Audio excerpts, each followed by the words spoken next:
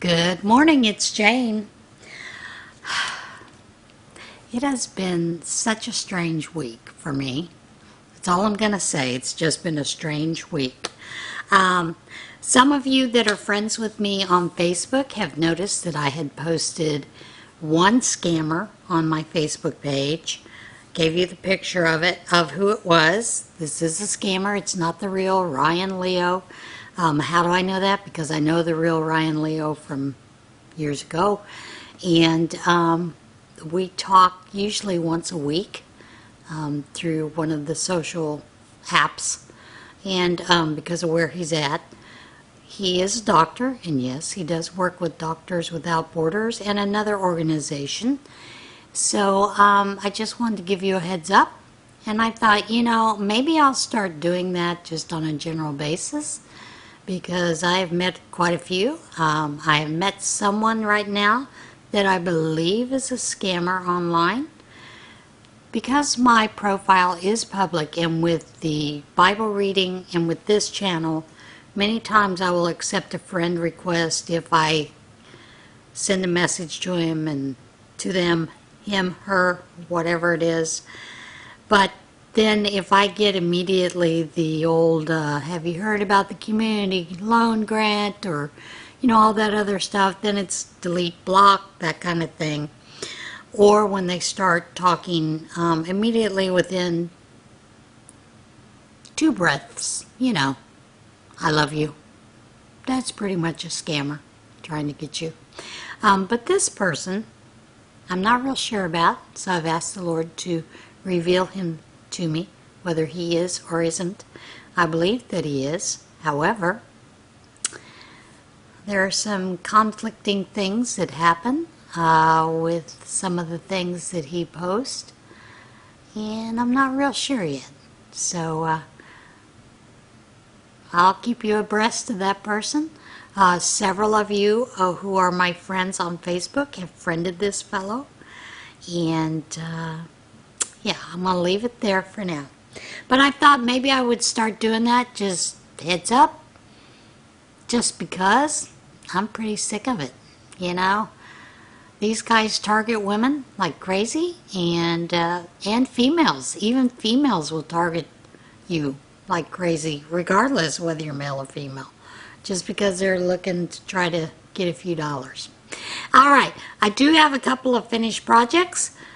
Well, one finished project, another one I had done before. I thought I would show it to you because these are some good ideas to throw in as gifts for the Operation Christmas Child boxes. But first I'm going to talk about what I've been working on. As you know, I've been doing the vanilla baby sweater. All those pregnant people in my church. And I've reached the length of the sweater. Now I'm working on the sleeves. In the vanilla baby pattern, they have you do the sleeves in the round, which means because it's garter stitch that you have to do one row knit, the next row purl. I don't really care for purling. I do it. I do the Norwegian purl, which I find much more, a bit easier to do because I knit continental. So, yeah. But because I have to do it in the round, I don't want to do it in the round, so I've done it on straight needles so I can just knit back and forth. I love the garter stitch. So it just produces it in a garter stitch, and then I am at a point where I'm ready to decrease the row, and then I'll decrease the row and then add some more stitches, some more rows, and then it'll be ready to bind off. And when I bind off, I will use it like I did the Top Down Raglan by Susie. I think I shared that pattern before. I'll try to remember and leave a link for that one as well, because I enjoy both these patterns. But I will do it the same way with the sleeve. I'll leave a long tail when I bind off on the sleeve, and then I will slip stitch it up to the armpit, and then close it up with the extra yarn, because there's always a little bit of hole, but there's a way you can close it up, and I will do that when I get to that point. So that's where I am at with that. And one of the next items I'm going to show you is a cute little item that you can include. Now this is a miniature crocheted angel with thread, and these were some smaller clothespins that I was given, so I made a couple of those, but I normally use the larger pins to do that. So yeah, there isn't a pattern online as such to do that. You've got to order these patterns, a lot of them. Etsy has quite a few of these crocheted angel clothespins that are, you know, like maybe $1 or $2 you can get patterns for. But this is a great way to use up your crochet thread and to make a nice little gift that you can include in the Operation Christmas Child boxes.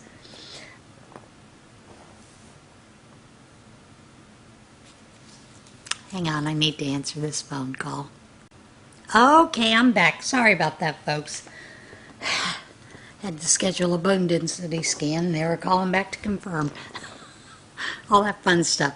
Now, I'm going to show you these. These are those little googly eyes that you can purchase at Walmart, Party City, online. But you can turn these into Fingerpuppets. Now this particular pattern comes from Sarah Satch. She has quite a few that you can do. There is also Lisa Loves Knits and Crochets. She has a multitude of patterns that you can use using these particular Google eyes. She has like an elephant, a puppy dog, frog, you name it. She's got quite a few, so I will leave a link down to her channel below so you can look these up. The only thing that I would suggest is these eyes do pop out.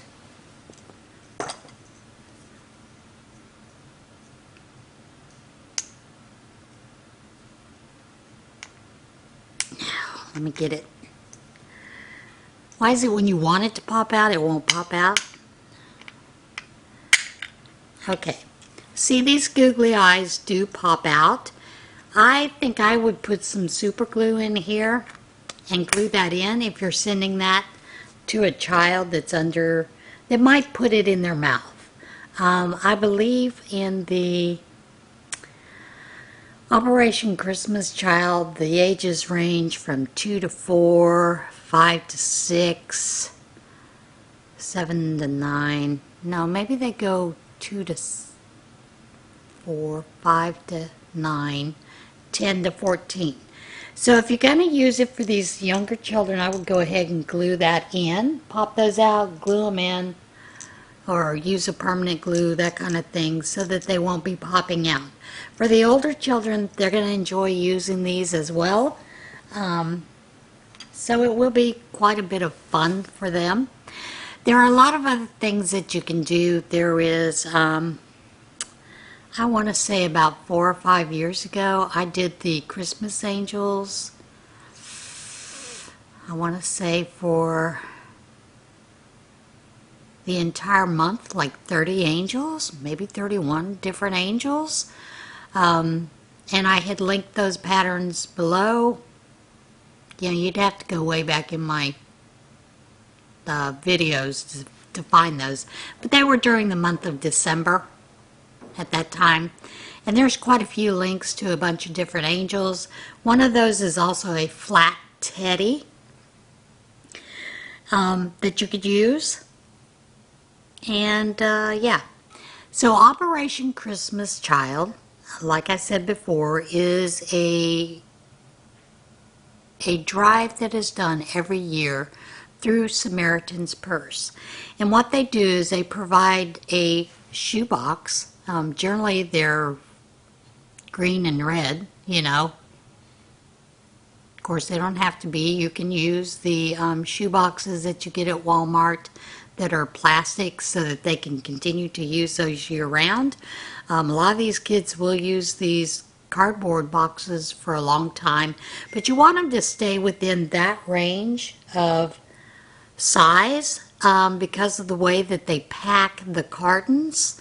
And the idea is for you to fill it up with all kinds of things, anything from school supplies, which are really needed in a lot of countries around the world, third world countries. So, you know, pencils, pens, markers, those are usually a big hit. And you don't have to put a whole set of markers in. You can put 3 or 4 in, you know, a couple of pencils, some erasers, some pencil sharpeners, a notebook. You can put in a spiral notebook. It doesn't even have to be a full-size spiral notebook. And a lot of these things you can get at the Dollar Tree, or like I suggest to a lot of people, when school supplies are out, purchase them, because generally that's a great price. Nowadays, a lot of the composition books, which are a good size to go in these boxes, have a soft back and front so that they're bendable, so it'll go in there. There are a lot of bookstores online that also provide printed coloring pages, like Christian Books, I know, has printed coloring pages you can add in. You can add in sewing kits, fishing kits. I had made, like I said, a fishing kit using a double-sided bead box from Walmart, and had put in, you know, the lures. I had put in the little creepy crawly things, a lot of the different weights of fishing line, hooks, so that they could go fishing. You could also use your pillboxes to make fishing kits as well for these kids. And generally I always include, I try to include a like a nail kit that you can get generally at Christmas. They're pretty cheap. And then after Christmas, because a lot of people, they still have a lot of big supply of those things. Those are usually $2 and $3, $4 gifts. Generally, those will be marked down to just pennies, so get them then. Buy a bunch, keep it in a tote for the next year. Now, Operation Christmas Child, these boxes go out year-round. It's not just at Christmas. And the idea is to give a child a taste of the gospel.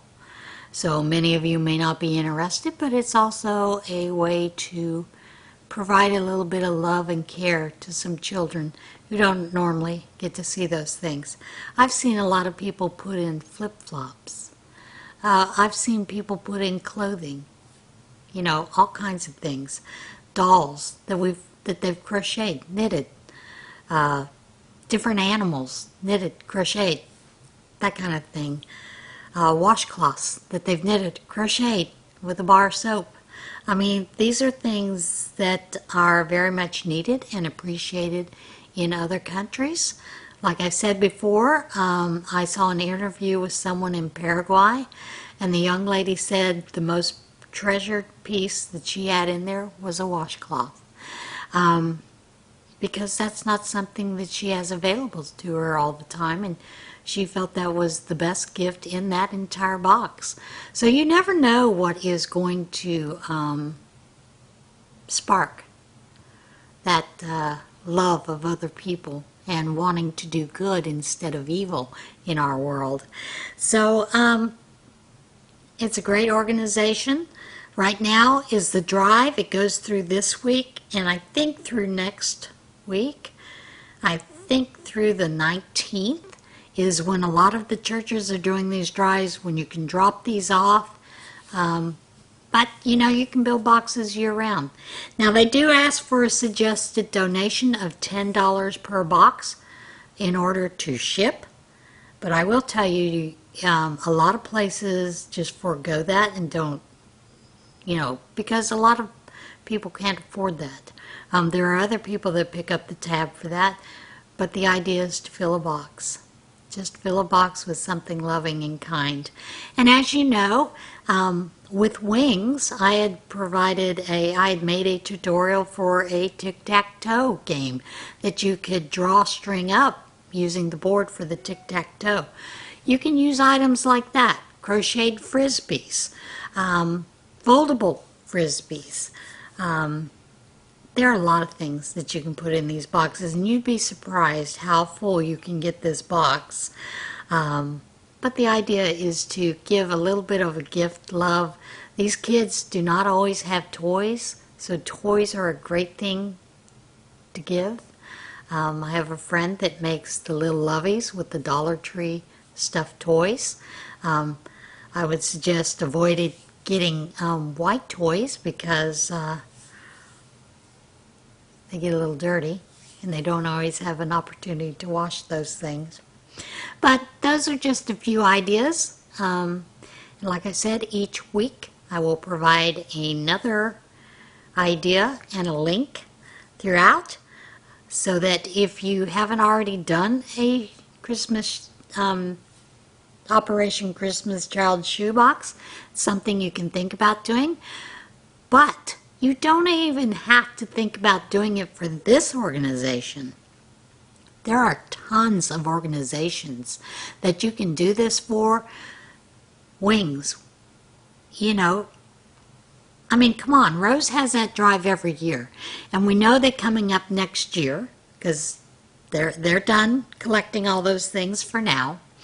Coming up next year, she'll have another drive, and there will be items that will be listed there that will be needed. And some of those items probably will be included on some of these lists. So something to consider. These are also some good ideas for those of you that do the kindness. You know, spread a little kindness each day. And like I said, you can put this in a little baggie. It says thank you. I don't know that a lot of those people need scarves and mittens, but you never know. You never know where they're going to land. So anyway, that is it about that. It is an organization that I absolutely love. I do love the things that they do. Like I said, Samaritan's Purse is always right there like that when there's a disaster to move in and to bring supplies. So that's a good thing. All right, enough about that. Are you ready for a little wadding tarnation? I have quite a few. Lizards. Frog taking nighttime shelter on Florida woman's window. A Florida woman discovered a group of lizards and a frog were finding warm nighttime shelter in an unusual place on her window. Jessica Schreck said she looked out a window on her Port St. Lucie home Sunday night and discovered 7 lizards and a frog sticking to the glass. She looked at another window and found 6 more lizards. My first reaction was, "Aw, they're cute. They're cuddling in my window for warmth," she told WFLA. She said the lizards and frog have since been making nightly returns to her window. They seem to leave during the day when the sun comes up and then come back in the evening. And there's video. Of course there's video. Every year, the Toy Hall of Fame inducts different toys. This year, they include Cabbage Patch Kids and baseball cards. The National Toy Hall of Fame in New York announced its inductees for this year's are baseball cards, Cabbage Patch Kids, the Fisher-Price Corn Popper, who doesn't love that toy, and Nerf. I've been known to play with it at the church nursery. The Hall of Fame, part of the Strong National Museum of Play in Rochester, said Fisher-Price Corn Popper was chosen by popular vote from a special field of forgotten 5 toys. The other 3 inductees chosen were 12 finalists, including Teenage Mutant Ninja Turtles, Battleship, Choose Your Own Adventure Books, and Ken. Christopher Bench, Vice President for Collections and Chief Curator at the museum, said each toy inducted this year brings its own unique form of play. Baseball cards encourage lifelong playing and collection, he said. Cabbage Patch Kids continue to encourage imagination and storytelling for kids. Fisher-Price Corn Popper, which is a forgotten finalist no longer, is a great activity for toddlers. Nerf toys are designed for indoor and outdoor activity, and they often find kids and grown-ups playing together. And that's another thing that's good for those toy box, for those OCC boxes. Drought conditions blamed for pink pond in Hawaii, and it is beautiful. There's video all over. Pond in Hawaii is drawing attention due to its unusual pink color, and experts said it could be the result of recent drought conditions. Maui residents said they noticed in recent days that Kalia Pond had turned an unusual pink and purple hue. I just happened to drive by and I was like, it's like Pepto-Bismol pink, Travis Morin told Hawaii News Now. Morin captured drone footage of the pond, which quickly went viral on Instagram. The U.S. Fish and Wildlife Service confirmed the water has been pink for nearly 2 weeks. Officials said the color change is believed to be the result of halobacteria found in waters with high salinity, and the pond's salt content has recently gone undiluted by rain as a result of the drought conditions. The water is not believed to be toxic, but samples have been sent to the University of Hawaii for further testing. Pink baby elephant goes for a swim. The pink baby elephant's mother stands by his side despite the raging river to help him cross. Victoria Craddock, a guide from Malamala in South Africa, had the best seats in the house to watch this adorable display of care from the mother elephant. She shared her storage and footage with latestsightings.com. On this particular afternoon, Victoria headed down towards the Sand River in search of some elephants. When she reached the banks of the river, the scene was tranquil and beautiful. Tranquil and beautiful. Grunts of hippos filled the air, and the sight of greenery just took them in. They sat scanning the banks for any movement, and not even a few seconds later, they spotted their first herd of elephants. From a distance, the group could make out that there was a small breeding herd with a few young babies, and it looked as if they were going to cross the river. But then something caught her eye. Elephants are gray, but there was something pink with them. She decided to investigate further and drove closer. As she approached, she realized that this was also an elephant, a pink elephant. The little elephant was clinging to its mother as she approached the water. It looked so scared, but its mother just reassured it with a few nudges every now and then. The reason for the calf's pink skin is due to a condition called leucism. What is that? It is a little bit about a skin condition, and I'm sure it's kind of like being albino. But there is a blog that you can find more information about that, and I'll link, like I said, I'll link the video below, and you can go look up that. It's LEUCIA. You gotta love animals at this time of year are eating things they shouldn't be eating, or maybe they should be eating. But they'll go the lengths of craziness to get them. Let me get a drink, guys.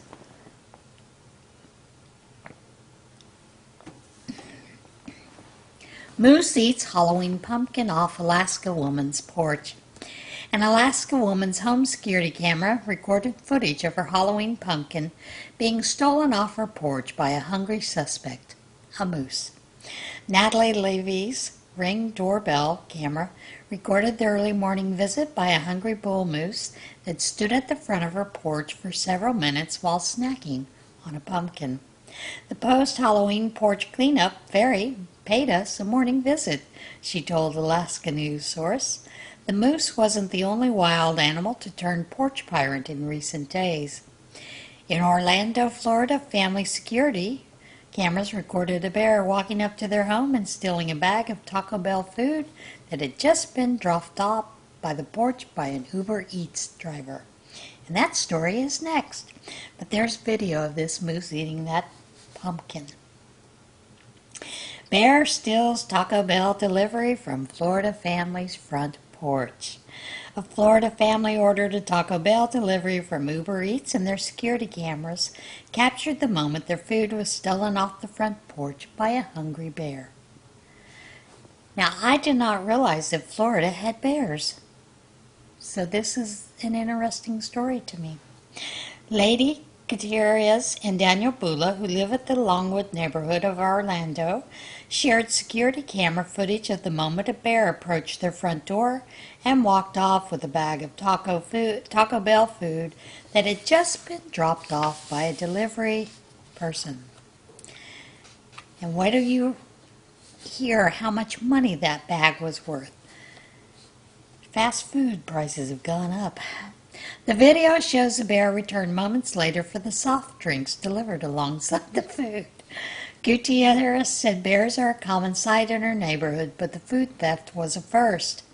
Families said they learned a valuable lesson about having food dropped off on their front porch.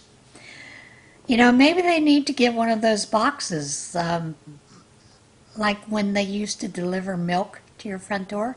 We used to have one of those boxes. It was like a metal box that was insulated and lid popped up. But then again, bears can figure out anything, so they might be able to figure that out too. 20 lions chase a giraffe. Now this video it's interesting to watch. You're going to see it. It's kind of choppy and whatnot, but you'll get to see how it plays out, at least sort of. A pride of lions on a leisurely stroll spots a giraffe having a drink. They instantly turn on hunt mode and try to catch the giraffe off guard. 28-year-old self-employed entrepreneur David Scher recorded the heart-pumping scene while camping at Zai Zai, Botswana. He shared his footage with latestsightings.com. And I think I'm pronouncing this right. Zai Zai campsite is situated close to the Chobe River in Botswana. Tall trees, sandy riverbeds, and open plains surround the camp.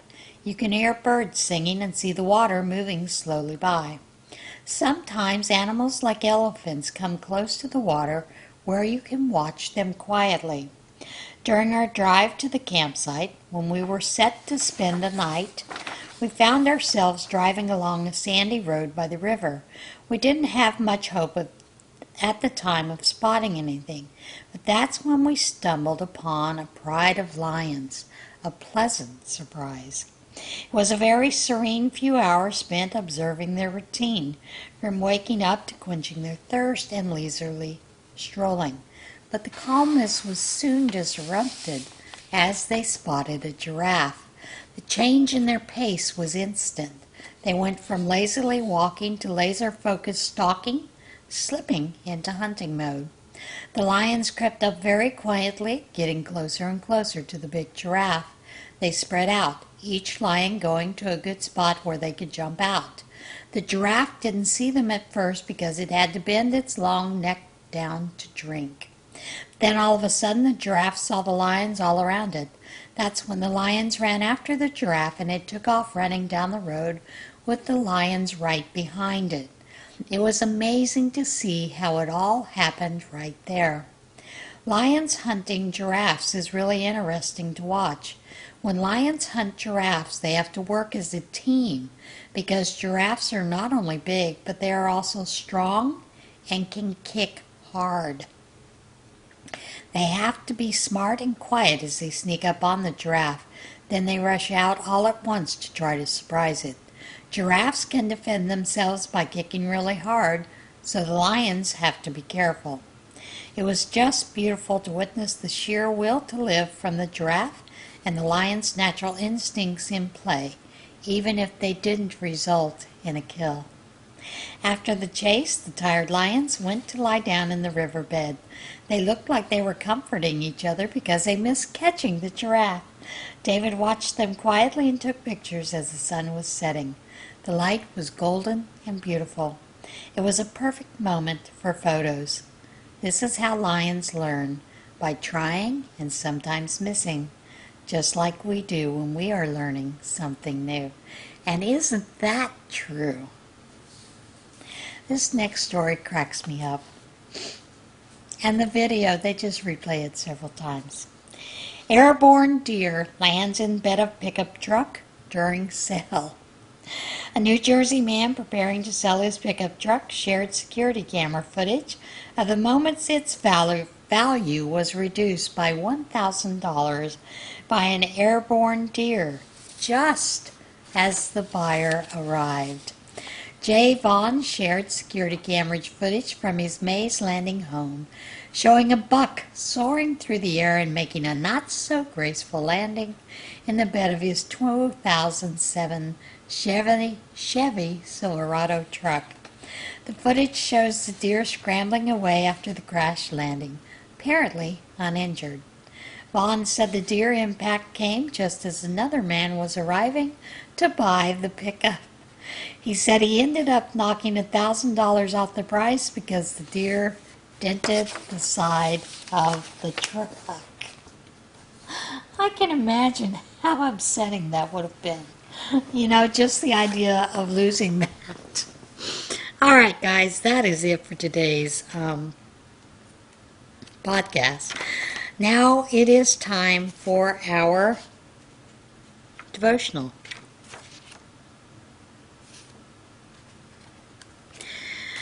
And I am using promises from God's heart today.